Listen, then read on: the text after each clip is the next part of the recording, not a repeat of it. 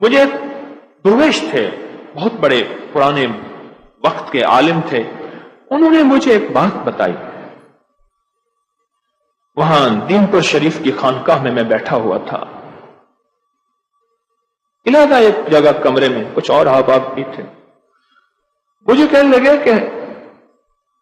نسلوں پرانے ایک بزرگ گزرے ہیں، ان کے پاس یہ عمل تھا، وہ اللہ کو درخواست دیتے تھے، ایک گاؤں میں رہتے تھے، غور سے سنیے گا، ان کے پاس یہ عمل تھا،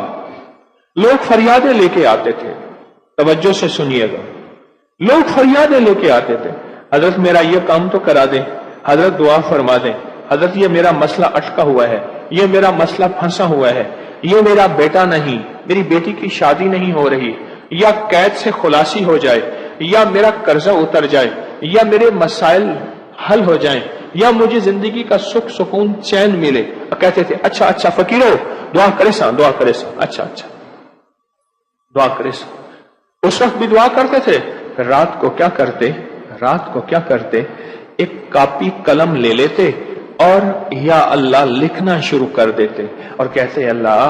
تیرا نام لکھ رہا ہوں، اپنے لکھے نام کی لاج رکھنا، اور ان لوگوں کے مسئلے ہیں تو لوگوں کے مسئلے ساتھ بیان کرتے۔ اللہ ایک شخص آیا تھا، اس نے کہا تھا میرے قرضے ہیں، یا اللہ ایک آیا تھا اس کے پاس بیٹا نہیں تھا، یا اللہ آیا تھا وہ بے اولاد تھا، یا اللہ آیا تھا وہ بیمار تھا، یا اللہ آیا تھا وہ تکلیف میں تھا، یا اللہ بھی لکھنے جا رہے ہیں اور ساتھ اللہ کے سامنے فریادیں بھی کرتے جا رہے ہیں۔ اللہ اس کا یہ مشکل تھی، یا اللہ اس کی یہ مسئلہ تھا، اس کی یہ الجھن تھی، اور روزانہ رات کو بیٹھ کے پھر صفوں پہ صفحے لکھتے تھے، اور لکھ کے نا پھر سینے سے لگا کے کہتے تھے اللہ میرا کام تجھ تک فریادیں پہنچانا، درخواستیں پہنچانا، آہیں پہنچانا، غم کی کیفیتیں پہنچانا۔ اللہ اپنے نام کی لاج رکھ، اللہ نہ میرے قلم کو دیکھ نہ میرے دل کو دیکھ، یہاں تو سارا کھوٹ ہی کھوٹ ہے، پر تو سچا، تیرا نام سچا، تیرے نام کی تاثیر سچی۔ وہ اللہ کے درویش تھے، فقیر تھے، جن کو لوگ فریادیں لے کے آتے تھے، وہ دعا کرتے تھے، پھر رات کو فریادیں اللہ کے ہاں پہنچاتے تھے۔ کبھی کبھی میں بھی کہہ دیتا ہوں کہ میرا مولا میرا گھر خالی، لوگ میرے پاس فریادیں لے کے آئے ہیں، اللہ تیرا گھر بھرا ہوا، میرے خالی گھر سے کوئی جائے گا تو کیا ہوگا، پر تیرے بھرے گھر سے کوئی خالی نہ جائے، اے اللہ اپنے بھرے گھر سے عطا فرما دے، اللہ کے خزانوں سے منوانا آ جائے، ماننا آ جائے۔ اللہ سے باتیں کرو، اللہ تو کر دے، اللہ تیرے لیے کون سی دے رہے، اللہ میں بے بس ہوں نا، تو بے بس نہیں۔ آپ کو یاد ہے میں نے ایک تسبیح بتائی ہوئی ہے، جو بندہ یہ تسبیح صبح شام پڑھے گا، میں نے اس کے کوئی کام اٹکتے نہیں دیکھے، اس کو بھٹکتے نہیں دیکھا، اس کو ذلیل نہیں دیکھا، اس کو خوار نہیں دیکھا، اس کو رسوا نہیں دیکھا، اس کو پریشان نہیں دیکھا، اس کو مایوس نہیں دیکھا، اس کو الجھنوں میں نہیں دیکھا،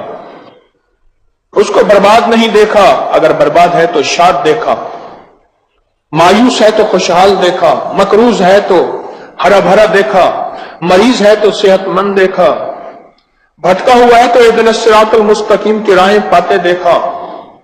گناہوں میں الجھا ہوا لتڑا ہوا ہے تو ولایت کے تاج سجتے سجاتے دیکھا۔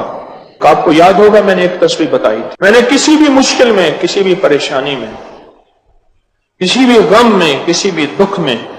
میں نے دیکھا، میں نے اس مشکل اور پریشانی میں اس بندے کو سلجھتے دیکھا، الجھتے نہیں دیکھا،